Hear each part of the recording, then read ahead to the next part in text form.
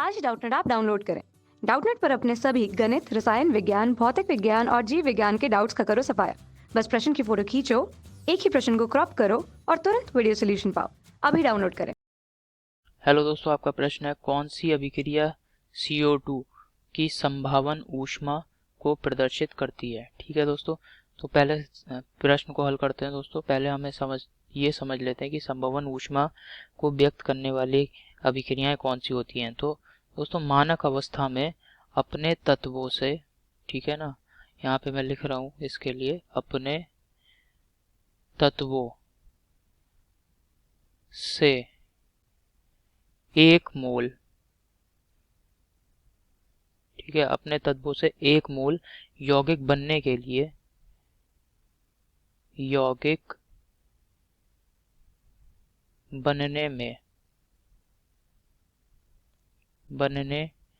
के लिए एंथैल्पी में दोस्तों जितना परिवर्तन होगा, अर्थात डेल्टा H जितना परिवर्तन होगा एंथैल्पी में, इसको हम एंथैल्पी में परिवर्तन को डेल्टा H से व्यक्त करते हैं, उसे ही यौगिक की संभावन ऊष्मा कहते हैं। ठीक है, जो भी परिवर्तन हो रहा है डेल्टा H, इसे ही हम क्या कहेंगे, यौगिक की संभवन ऊष्मा। ठीक है, संभवन ऊष्मा कहेंगे, ऊष्मा कहते हैं।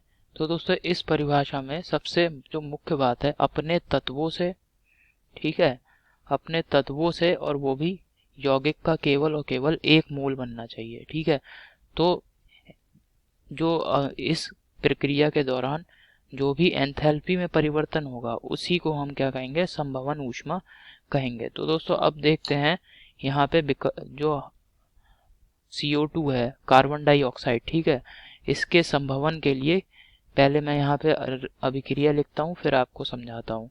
ठीक है, तो जो CO2 है इसमें आप देख रहे हैं जो इसके तत्व हैं, इनको अलग अलग देखें तो एक तो हमारा कार्बन है, ठीक है, यहाँ पे मैं लिख दे रहा हूँ कार्बन, और दूसरा जो तत्व है, ठीक है, दूसरा जो तत्व है वह है ऑक्सीजन।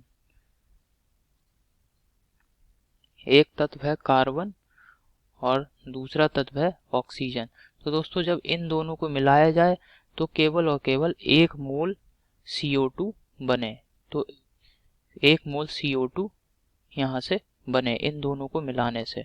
तो दोस्तों इस प्रकार की अभिक्रिया को ही हम क्या कहेंगे, CO2 की संभवन अभिक्रिया कहेंगे, जो कि इसकी संभवन ऊष्मा को प्रदर्शित करती है। तो दोस्तों यहाँ पे कार्बन ले लेता हूँ मैं। अब ग्रेफाइट रूप में इसलिए ले रहे हैं क्योंकि ग्रेफाइट जो है वो क्रियाशील होता है, और ये जो है ऑक्सीजन से ऑक्सीकृत हो जाता है और CO2 बना लेता है। इस प्रकार यहाँ पे देखते हैं Gr ग्रेफाइट, ठीक है, ग्रेफाइट, और ये जो है ऑक्सीजन से क्रिया कर लेता है।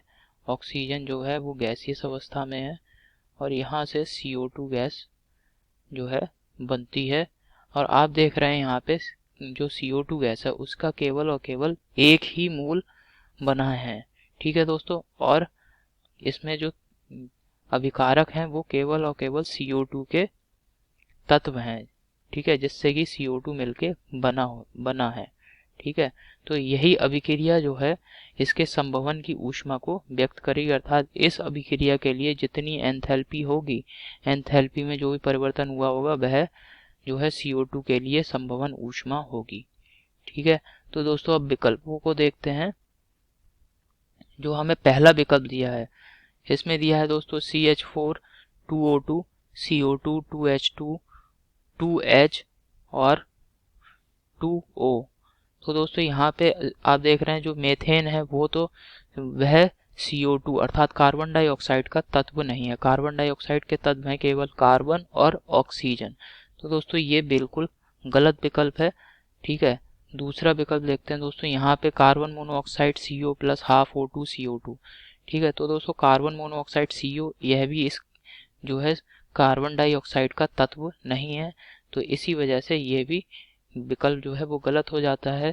तीसरा विकल्प देखते हैं दोस्तों, इसमें दिया है C, ये ग्रेफाइट है, प्लस O2 CO2। तो दोस्तों यहाँ पे कार्बन जो है वह कार्बन डाइऑक्साइड का तत्व है, ऑक्सीजन जो है यह भी कार्बन डाइऑक्साइड गैस का तत्व है, और इन दोनों को मिला करके हम CO2 गैस का निर्माण हो रहा है। और यहाँ पे ऑक्सीजन जो है वह गैसीय अवस्था में है और कार्बन डाइऑक्साइड गैस जो बन रही है वह गैसीय अवस्था में। तो दोस्तों ये बिल्कुल सही विकल्प है, ठीक है। चौथा विकल्प देखते हैं। चौथे विकल्प ने दोस्तों दिया है N2 प्लस 3H2 2NH3।